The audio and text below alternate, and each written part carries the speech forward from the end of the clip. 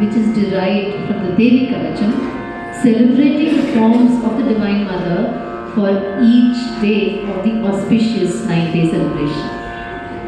Each day of the auspicious 9-day celebration, starting with Shailaputri, daughter of the mountain, Brahmacharini, a tapasvi, Chandraghanta, wearing the moon, Kushmanda, glowing substratum, Skandamata, it's very clear, mother of Skanda, Katyayani, daughter of Katyayani Rishi, Kalaratri, the dark night, Mahagauri, great shining light, Siddhidatri, bestower to the seekers.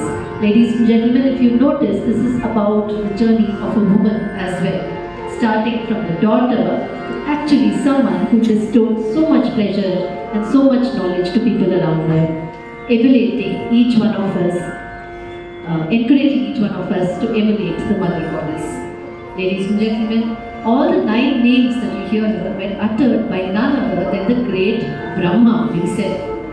Said to Yaman Kalyan, let us pray to the 9 forms of the Divine Mother in the Navadurga Kavacham.